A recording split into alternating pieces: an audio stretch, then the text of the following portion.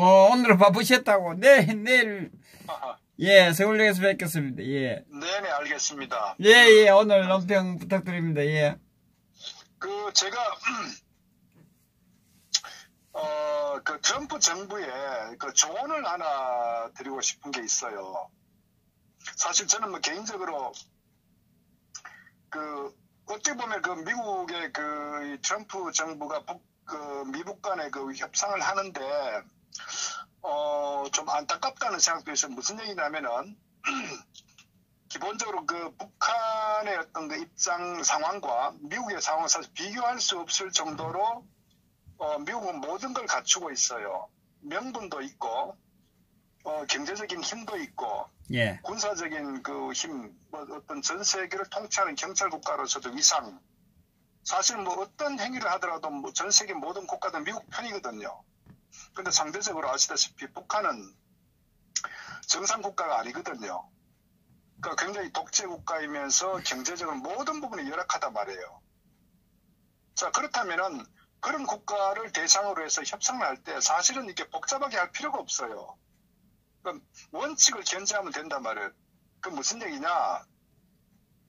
현재 저는 우리가 이제 보면은 미국이 북한을 상대로 해서 협상을 하는데 굉장히 어렵게 가고 있고 굉장히 불필요한 저는 에너지를 많이 쓰고 있다는 생각을 듭니다.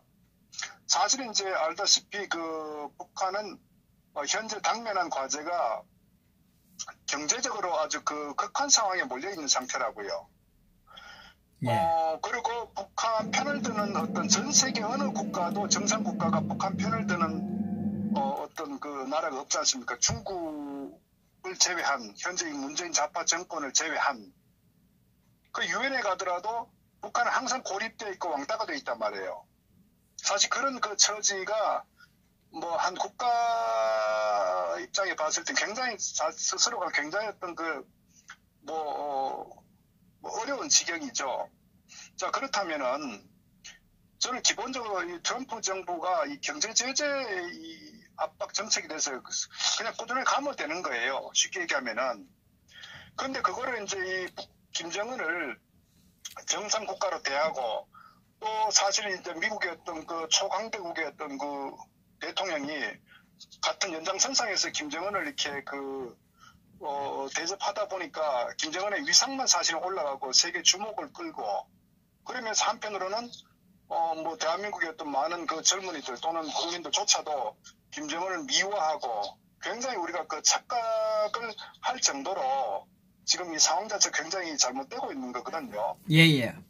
그렇기 때문에 제가 이제 드릴 말씀은 이 주제 자체를 제가 이제 어떤 트럼프 1타 3피 전략이라고 했고 한편으로는 이제 우리가 영어로도 이 돌 하나로 세 마리 어떤 새를 잡을 수 있는 어떤 그런 방법이 있다고 제가 말씀드렸는데 그건 무슨 얘기냐면은 현재 북한의 입장은 경제적으로 고립된 상태이기 때문에 이번 이 베트남 2차 미북 회담에 있어서도 김정은이 거의 올인하다시피 한 전략이 경제 제재 완화였거든요. 우리는 사실 이제 2차 미북 정상회담 전에 우리가 좀 보수 우파 국민들이 또 우려했던 부분은 혹시 종전선언을 하고 그에 따른 평화협정 더 나아가서는 어떤 이 미군 철수 이런 부분에 우려를 했는데 오히려 이 북한의 김정은은 경제 제재 완화에 대해서 굉장히 목맸단 말이에요. 그만큼 어떻게 보면은 저들이 가장 힘들어하고 현재 굉장히 필요한 부분이 경제적인 부분이란 얘기거든. 그것은 역설적으로 얘기하면은 북한의 아킬레스건 소위 취약한 부분이 경제 분야다는 얘기죠. 그렇다면은 어떻게 보면 경제 제재를 더 강력하게 하면 되는 거예요. 쉽게 얘기하면은. 자, 그런데 그렇게 하면 되는데 현재 이 문재인 좌파 정권이 미국의 어떤 정책에 반하는 소위 신한반도 정책이라고 하면서 우리 민족끼리 했던 그런 전략 방향을 가져가면서 북한에다가 맹목적으로 이 경제 제재를 완화하려고 하는, 무너뜨리려고 하는 이 유엔의 제재를 그런 부분이 상당히 우려되는 부분이기 때문에 그래서 사실 이 금강산 관광이든 개성공단 재개에 대해서 굉장히 지금 무리수를 뜨고 또 이 미국의 이 협상을 보내가지고 미국의 입장을 또 어떻게 완화시키려고 하는 이런 아주 이 청와대 이 주사파 정권의 그런 실체가 지금 드러나고 있는데, 그런데 미국에서도 한마디로 노하지 않습니까? 자, 그렇다면은 저는 이 문제를 푸는 데 있어서 방법 중에 하나가 제가 말씀드린 부분은 뭐 해석에 따라서 오해의 소지도 있는데 세컨더리 보이콧을 지정했으면 좋겠어요. 아, 예. 그게 무슨 얘기냐면은 사실 우리가 보십시오. 저는 그래서 이 문재인 좌파 정권을 무너뜨리고 또 김정은의 어떤 비핵화 실현, 또 더 나아가서는 어떤 우리가 탄핵에 대한 이런 문제까지도 우리가 제대로 우리가 원하는 걸 얻기 위해서는 결국은 문재인 좌파 정권이 무너져야 되거든요. 예, 예. 무너뜨리는데 가장 저는 현실적인 방법 중에 하나가 저는 이 세컨더리 보이콧의 은행 하나를 지정해서 지정하게 되면은 아마 우리가 기억하다시피 옛날 97년도에 이 김영삼 정부 때 IMF가 왔지 않습니까? 12월 달에. IMF 오면서 김영삼 정부의 지지율이 완전히 최악으로 떨어졌거든요. 예, 예. 그래서 사실은 김영삼 정부가 임기 시작할 때는 거의 뭐 90%에 육박할 정도로 정말 상상할 수 없을 정도의 압도적 지지를 받았단 말이에요. 그런데 예, 예. 결국은 이 IMF가 초래되면서 오히려 어느 정권 역대 어떤 대통령의 지지율이 가장 최악의 지지를 기록했단 말이에요. 그만큼 IMF는 대한민국에 정말 어떤 엄청난 충격을 줬다는 거죠. 예, 예. 자, 그렇다면은 실제로 국민들이 가장 현실적으로 힘들어하는 부분이 경제적인 어떤 충격이거든요. 그래서 현재 그냥 가만 놔둬도 지금 지난 2년 동안에 이 좌파 정권이 대한민국 경제를 완전히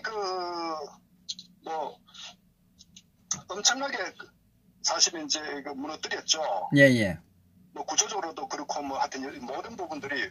자, 그렇다면 이 상태로 만약에 한 2년 정도 더 간다 그러면은 단기적으로도 이 경제 자체가 뭐 더 이상 회복 불능 상태고, 장기적으로도 이 공무원 충원한다거나 또는 대외 수출 여건도 완전히 악화시켜가지고 구조를 무너뜨리기 때문에 어차피 대한민국 경제는 그냥 둬도 가게 돼 있는 거예요. 지금도 완전 무너졌고. 예, 그러면 예. 경제적인 손실이 수백조 이상의 어떤 손실을 보게 돼요. 장기적으로 보면은 어떤 기회비용까지 고려했을 때는 정말 수천조의 어떤 엄청난 손실을 끼칠 수밖에 없어. 현 이 좌파 정권을 그대로 지속한다고 전제했을 때. 예, 예. 그렇다면 제가 판단하는 부분은 또 미국의 어떤 북한을 다루는 방법 중에 하나가 강력한 경제 제재를 정책적으로 몰고 가지만은, 그러나 이 좌파 정권, 문재인 좌파 정권이 뒷문을 열어주는 형태로 하게 되면 결국에 이 유명무실화 되기 때문에, 그래서 저는 가장 좋은 해법 중에 하나가 국내 좌파 정권과 아주 연계된 은행 하나를 지정해서 세컨더리 보이콧을 지정해라. 저는 충분히 명분이 있다고 보는 거예요. 예, 예. 왜? 어차피 이 문재인 좌파 정권 지난 어떤 북한과 비밀리에 석탄에 대한 어떤 밀반입한다거나 여러 가지 우리가 의심하는 그런 여러 가지 어떤 행위들이 많이 있었거든. 경제적인 어떤 북한에 대북 지원하는 문제. 예. 이러면 개성공단 이 우역사무소를 건립하면서도 그 당시에 뭐 100억대 가까이 어떤 돈이 지불됐지 않습니까? 실질적으로는 뭐 우리가 정말 이해 못할 정도로 엄청난 비용이 지불됐는데 그 외에도 많은 비용과 어떤 물자들이 전달됐단 말이에요. 예, 예. 근데 그 부분에 대해서 미국 정부도 결국은 이 부분 의심을 하고 충분히, 그래서 그 결과 지난번에 미국 재무부에서 국내 기업들에 대한 컨퍼런스 콜도 했었고, 또 뭐 그때 주민 대사 쪽에서 우리나라 기업들에게 어떤 여러 가지 경고도 했었단 말이에요. 예. 저는 그것은 현재 대한민국 정부에서 미국의 어떤 이 정책 방향과 다르게 북한의 비공식적으로 어떤 많이 퍼주기 또는 이런 경제적인 지원을 하기 때문에 경고를 보냈거든요. 예. 자, 그런데 저는 미국에서 왜 그런 강하게 못하느냐. 저는 그 이유 중에 하나는 어쨌거나 한미 동맹이라는 이런 가치 때문에 미국에서 충격이 크기 때문에 저는 망설이고 있다, 이렇게 보는 거예요. 예. 그러면서 그 선이 넘지 않는 범까지는 상당히 이제 경고성 준다는 말이에요. 그래서 지난번에 우리가 미국에서는 이 비건이 와가지고 한국에 그 워킹 그룹을 만든 것도 일종의 그냥 보니까 계속적으로 북한에 퍼주기를 하니까 이거 안 되겠다. 제동을 걸어야 되겠다 해서 사실은 그때 이 비건이 와가지고 이 워킹 그룹이라는 그러니까 북한에 지원을 할 때는 모든 부분에 대해서 미국과 상의하고 그 다음에 어떤 승인하여서 이루어진다. 이렇게 만든 게 워킹 그룹이란 말이에요. 그렇다면은 기본적으로 지난 2년간 이 좌파 정권이 북한에 대한민국 국민이 모르게 많은 비용과 물자가 전달됐다. 이런 부분은 미국도 인식하고 있다 이거죠. 자, 그렇다면은 지금 현 상태에서 한미 간의 관계가 완전히 거의 결렬될 정도로 굉장히 심각한 상태에 지금 왔단 말이에요. 그렇다면은 현재 미국이 지금 추진하는 이 정책에 대해서 이제는 이 국내 은행 하나를 겨냥해서 세컨드 보이콧 지정해도 저는 무리가 없다고 보는 그것이 오히려 저는 굉장히 이 문제를 빨리 푸는 하나의 열쇠가 된다 이렇게 보는 거예요. 가정에서 만약에 국내 은행 하나가 세컨드 보이콧 지정됐다 가정해보자고 그렇다면 국내 일대 혼란이 일어날 거예요. 물론 실질적인 어떤 그 예금자들에도 그런 것도 있겠지만 그 경제적인 주는 심리적인 어떤 그 충격 특히 또 어떤 그 외교적인 국제 관계에 있어서 이 한미 간의 어떤 그 동맹이란 가치를 고려했음에도 불구하고 미국이 한국의 어떤 그 특정은행을 저는 세컨드 보이콧 지정했다고 하는 저는 정치적인 의미, 외교적 의미도 상당히 크다. 그렇다면 그 부담이 누구한테 오느냐? 미국이 그렇게 지정할 때는 어떤 명분과 근거를 가지고 지정하긴 한단 말이에요. 예. 그렇다면 결국 모든 부담이 누구한테 오느냐? 결국 그것은 이 문재인 좌파 정권에게 책임으로 오게 돼 있는 거예요. 그렇다면 현재 우리가 이 좌파 언론 같은 경우는 웬만하면 이 문재인 좌파 정권을 거의 두둔한 형태로 가지만은 이 세컨더리 보이콧 지정에 대해서는 사실 어떤 비판할 수 있는 합리적인 저는 어떤 무조건 맹목적으로 두둔할 수 있는 그런 명분이 없다. 저는 그렇게 보는 거예요. 그리고 결국은 그 피해가 국민들에게 온다는 거죠. 기업들에게 오고. 결국은 저는 그 부분들이 어떤 IMF에 준할 정도의 굉장한 어떤 그 충격이 오기 때문에 결국은 그것은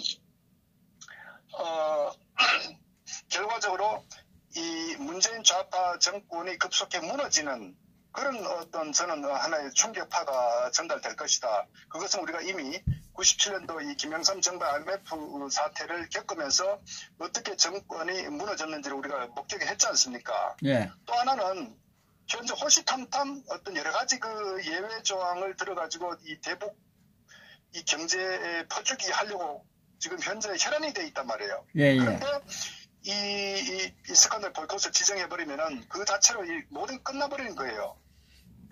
절대 그 북한에다가 어떤 돈 10원도 줄 수 없는 그런 환경이 이제 놓이게 된다. 그렇다면 현재 문재인 좌파 정권의 지난 2년간 한 행위가 뭐냐? 국정의 핵심 그 아젠다하고 방향이 뭐냐면은 어떤 정치적 사회 문화의 모든 부분 측면보다도 대북 관계에 있어서 모두 올인했단 말이에요. 대북 관계에 있어서. 그러면 대북 관계에서 올인했기 때문에 공식적으로 그러한 경제적인 어떤 그 지원을 해줄 수 없는 어떤 그 상황을 만들어 버리게 되면은 이들이 모든 게 물거품 된다고요. 예. 그렇기 때문에 저는 국내 어떤 정치적 상황, 경제적 상황 자체가 충격을 받기 때문에 결국 말씀드렸다시피 이 좌파 정권의 어떤 그 정책, 전략이 완전히 물거품이 되기 때문에 동력이 완전히 사라진다. 결국은 그렇게 되면은 이 문재인 좌파 정권은 저는 급속히 몰락할 수밖에 없는 그런 상황이다. 그리고 또 중요한 거는 현재 미국에서 이 김정은의 비핵화를 실현하고자 외교적으로 많이 노력을 했는데 사실 딱 두 가지 아닙니까?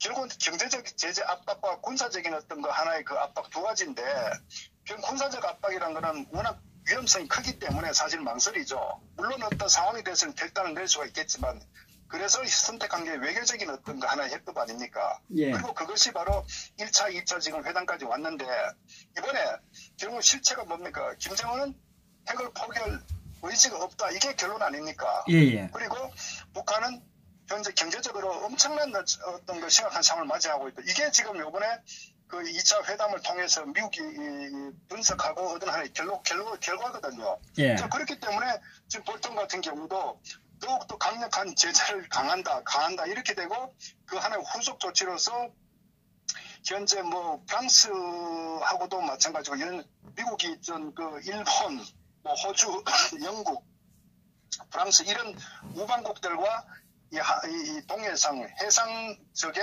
경계를 상당히 강화한다, 모니터링 하겠다. 이거는 해상의 어떤 그런 밀수나 이런 어떤 선적, 해상에서 선적한 이런 것들을 지금 완전히 통제하겠다는 거거든요.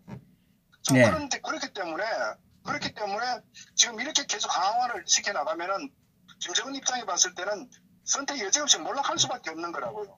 그런데 결국은 이 문재인이가 결국은 그 길을 터주려고 하는 이런 그 상황을 보이기 때문에 결국 문재인을 잡아야 되거든. 문재인을 통제시켜야 된단 말이에요. 네. 문재인 정권을 통제시키는 것이 바로 저는 말씀드렸던 세컨더리 보이콧이고 그게 어떤 그 지정이 되게 되면은 김정은 같은 경우도 문재인 좌파 정권에 더 이상 요구를 할 수 없는 거예요. 현재 뭐냐, 미국 간의 이 협상이 깨지다 보니까 결국은 김정은이가 이 좌파 정권을 향해 가지고 그 당시 5.24 조치나 여러 가지 어떤 그 대북 그 경협에 대한 제재 어떤 그 규정을 전부 다 그 개정하라고 지금 요구를 하거든요. 예. 그 얘기는 결국은 미국이 압박을 가더라도 문재인 너희 정부는 우리한테 이 같은 민족, 한민족으로서 어떤 평화를 위해서 경제적인 어떤 해제를 풀어라. 이게 지금 김정은이가 보내는 메시지란 말이에요. 예. 그런데 이런 세컨더리 보이콧 지정되어 버리면은 이 모든 것들이 물거품이 되는 거예요. 그럼 결국은 김정은이가 선택할 수 있는 부분은 굉장히 제한적인 거예요. 그러니까 항복이냐, 소위 말해서 도발을 통한 전쟁의 이 두 가지 아닙니까? 예. 그런데 결국은 김정은이도 지가 어떤 그 미사일의 추가적인 도발을 하면은 미국이 더 이상 그 용납하지 않는다는 안단 말이에요. 결국은 자기가 목을 내놓고 결국 어떤 선택할 수밖에 없기 때문에 그것 또한 쉽지 않다는 얘기라고요. 그렇다면 결국 뭐냐면은 미국이 원하는 소위 어떤 그 빗길에 이 비핵화로 어떤 그 나오지 않을 수가 없는 그런 상황이거든요. 그러니까 지금 현재 이제 말씀드렸다시피 이 대전제가 북한의 김정은이가 가장 그 현재 취약한 상황이 북한 주민들을 먹어 살려야 되는 경제적인 그 방안을 마련하지 않으면은 북한 내에서도 아마 그 주민 봉기가 일어날 정도로 심각하게 자기의 통치에 상당히 충격을 받을 수밖에 없는 그런 그 취약한 구조로 지금 가고 있다는 거죠. 그러니까 결국은 이런 부분에 있어서 김정은이 가장 취약한 부분을 이걸 침으로써 저는 어떻게 보면 비핵화가 오히려 더 쉬운 어떤 그런 상황으로 올 수도 있다. 또 하나는 이게 또 이 중국의 시진핑에게도 영향을 줄 수 있는 것이 보십시오. 만약에 한미 동맹이란 관계임에도 불구하고 미국이 한국의 어떤 은행이든 기업이든 이 세컨더리 보이콧 지정하게 된다고 하면은 결국은 이역에 대한 정치적 메시지는 중국에도 상당히 그 강하게 작동할 수 있다. 소위 한미 관계임에도 불구하고 세컨더리 보이콧 지정했다 그러면은 중국 같은 경우에 만약에 뭐 은행이든 기업들 같은 경우에 중국 은행도 세컨더리 보이콧을 지정할 수 있다는 이런 그 메시지가 되기 때문에 시진핑이나 중국의 기업들이 섣불리 쉽게 이 뒷문을 통해서 북한의 김정은에게 그 이런 그 경제적 지우지를 할 수 있는 그렇게 쉽지 않다. 저는 이렇게 보는 거예요. 예. 그래서 결국은 이런 부분들이 저는 상당히 현실적으로 작동하기 때문에 제가 봤을 때는 뭐 이 세컨더리 보이콧 하나를 가지고 김정은, 문재인 좌파 정권, 시진핑까지도 저는 그 통제할 수 있는 그런 굉장히 저는 어떤 좋은 전략이고 선택이 될 수 있다. 저는 이렇게 보는 거예요. 그러면 또 그렇게 됨으로써 우리가 지금까지 탄핵에 대한 어떤 부당성에 대해서 집중적으로 지금까지 우리가 주장해 왔는데 사실 이 문재인 좌파 정권이 몰락을 해야 한편으로는 우리가 탄핵에 대한 실체를 더 밝힐 수 있는 어떤 그 정치적 힘이 또 생길 수가 있거든요. 예. 저는 그래서 많은 어떤 그 다른 그 이 트럼프 정부가 고민할 필요 없이 어차피 북한하고 협상이 되지 않습니다. 어차피 북한은 현 상태에서는 속일 때까지 속이고 자기들이 마지막까지 어떤 그 벼랑 끝 전술을 통해서 미국을 이렇게 나름대로 이 협박하려고 하기 때문에 그래서 그 부분은 무시하고 어쨌거나 그 이 선동격사라고 한국을 이 은행을 세컨더리 보이콧을 함으로써 저는 그 충격파가 저는 이 비핵화를 풀어나가는데 저는 가장 그 현실적인 좋은 방법 아닌가 이런 생각을 합니다. 또 한편으로는 단기적으로는 국내 경제에 많은 충격이 올 겁니다. 그러나 어차피 문재인 좌파 정권이 지속적으로 집권한다고 전제해서 하면은 어차피 대한민국의 미래는 경제는 어차피 몰락하게 돼 있어요. 그러니까 사실 하루 빨리 차라리 미국에서 이런 그 정책과 전략을 쓰면은 저는 오히려 뭐 앞으로 자유 통일이 올 수 있는 그런 기반도 될 수 있다. 뭐 이런 측면에서 어떤 한마디로 보면은 고육지책의 어떤 그 전략이라고 이렇게 볼 수도 있는 거죠. 참 오죽하면 그 참 우리 자국민이 그 어려움을 깼게 되는데 세컨드리 보이콧을 하라고 이야기하겠습니다. 이게 참고로 고육지책이라는 말 자체 우리가 많이 이제 그 뭐 접하는데 이게 사실 고육지책이라는 것도 옛날 과거에 이제 옛날에 그 조조가 오나라의 어떤 그 주유가 다스린 오나라를 이제 그 군사적으로 치려고 할 때에 이 오나라의 주유가 워낙 이제 그 국가 열세이기 때문에 자기들 머리를 써가지고 그 부하 있는 황제라는 이 신하에다가 내부적으로 해갖고 오히려 항복해야 된다 이런 쪽으로 이제 그 내부적인 어떤 거짓의 어떤 그런 그 회담을 내부적인 어떤 그 협의를 하는데 그거를 사실 이제 그 황제가 이 항복해야 된다 이런 부분에 대해서 이제 주유가 그걸 보고 곤장을 쳐가지고 대외 알려지도록 해가지고 오히려 그걸 이용하는 이런 일종의 이제 그 하나의 고육지책 그러니까 몸을 고통스럽게 하고 그게 어떤 그 전략을 새로 만들어서 그 타개하는 이런 측면이거든요. 그러니까 이 대한민국의 현재 이 상황 같은 경우도 정상적으로 어차피 풀리지가 않아요. 그리고 계속 뭐 문재인 좌파 정권에다가 뭐 어떤 경고 100번 하는 의미 없어요. 어차피 이 좌파 정권은 미국과는 입장이 다르고 이 친북적 김정은과의 한 몸과 한 그 몸으로 가기 때문에 그랬기 때문에 여기에 대한 저는 해법이 복잡하게 오래 끌고 갈 필요 없다. 저는 그렇게 봅니다. 그래서 뭐 전략적으로 어떤 은행을 선택할 것이냐, 어떤 기업을 선택할 것이냐 이런 측면에서 좀 전략적으로 접근해서 하루 빨리 저는 그 세컨드리 보이콧을 지정했으면 좋겠다. 그리고 이 부분에 대해서 아마 그 국내 정당이든 어떤 공식적으로는 이거는 쉽지 않을 거예요. 그건 뭐 말이 안 되니까. 그래서 저는 혹시나 그 미국의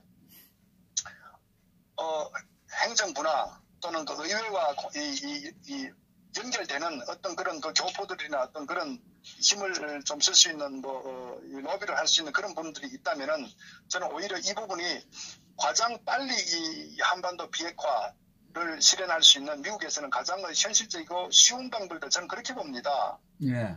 그래서 좀 그렇게 접근을 좀 해줬으면 외교적인 그러니까 공식적으로는 이게 되지 않는 거예요. 이게 그러니까 이런 부분이 좀 저게 좀 어떤 그 추진되면은 의외로 이 문제가 빨리 풀릴 수 있겠다 이렇게 판단합니다. 예, 감사합니다. 내일 그 서울역에서 뵙도록 하겠습니다. 네, 감사합니다. 네. 예, 감사합니다. 수고하셨습니다.